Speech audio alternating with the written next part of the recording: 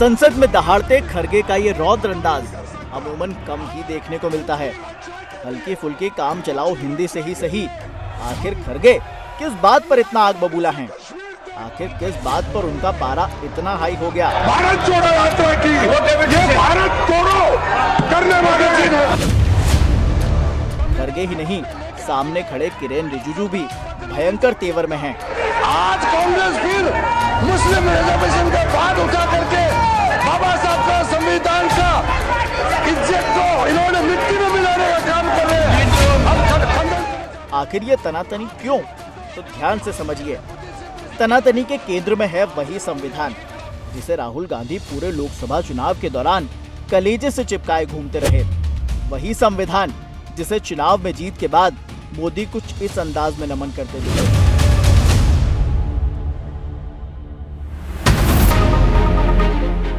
लेकिन संविधान फिर खतरे में है।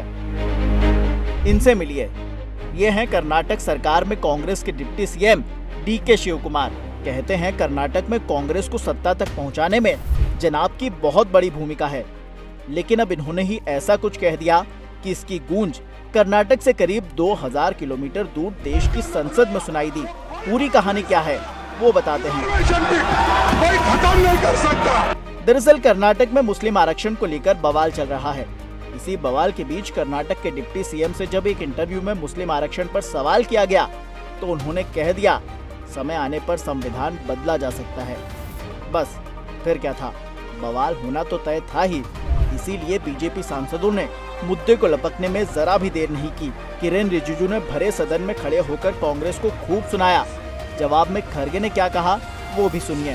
मैं रिकॉर्ड पे कहना चाहता हूँ, उन्हीं के कांग्रेस पार्टी के सिटिंग डिप्टी चीफ मिनिस्टर और उनके स्टेट के कांग्रेस प्रेसिडेंट ऑफिशियली कहा है और आपके कहने पर मैं इसको ऑथेंटिकेट भी कर सकता हूँ।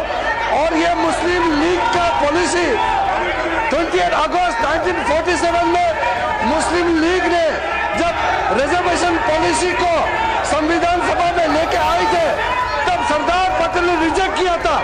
आज कांग्रेस फिर मुस्लिम रिजर्वेशन का बात उठा करके बाबा साहब का संविधान का इज्जत को इन्होंने मिट्टी में मिलाने का काम कर रहे हैं। अब खंडन करना चाहते हैं। आप हिम्मत है तो डिप्टी चीफ मिनिस्टर का इस्तीफा आज ही मांगिए। देश का संविधान जो डॉक्टर बाबा साहब अम्बेडकर ने बनाया वो कोई बना नहीं सकता। रिजर्वेशन भी कोई खत्म नहीं कर सकता। और उसकी रक्षा के लिए हम कन्याकुमारी से कश्मीर तक हमने पूरा भारत जोड़ो यात्रा की। ये भारत तोड़ो करने वाले ये सब रिजर्वेशन के धुत्ते उठाने वाले लोग खरगे जी और ये कोई अधिकार नहीं है, उसको पता नहीं है कोई मेरे पार्टी का भी।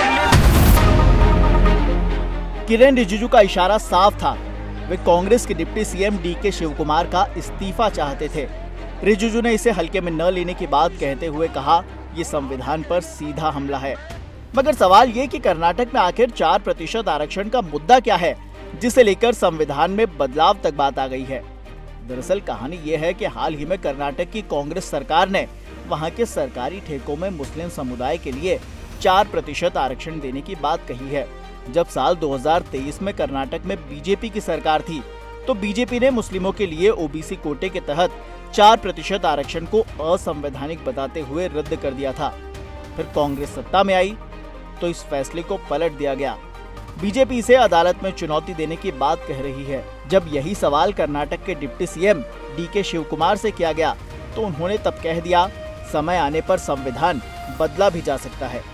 हालांकि जब मामले ने तूल पकड़ा तो शिव कुमार को सफाई देनी पड़ गई। उन्होंने पूरा ठीकरा बीजेपी पर ही फोड़ दिया। कहा, मैंने ये नहीं कहा कि हम संविधान बदलने जा रहे हैं। भाजपा इसे गलत तरीके से पेश कर रही है। मैं इस पर विशेषाधिकार हनन का मामला दर्ज करूंगा, मैं केस लड़ूंगा। मुझे गलत तरीके से पेश किया जा रहा है। हालांकि क्या सही क्या गलत ये तो वक्त ही बताएगा। मगर इतना जरूर है कि अब तक कांग्रेस जिस संविधान को लेकर फायर मोड में रहती थी, इस बार वही मुद्दा उस पर बैकफायर कर गया है। बयान जो भी हो, बवाल तो हुआ ही है। अब देखना ये होगा कि बवाल कितना दूर तलक जाएगा। आप इसे कैसे देखते हैं? हमें कमेंट में ज़रूर बताएं।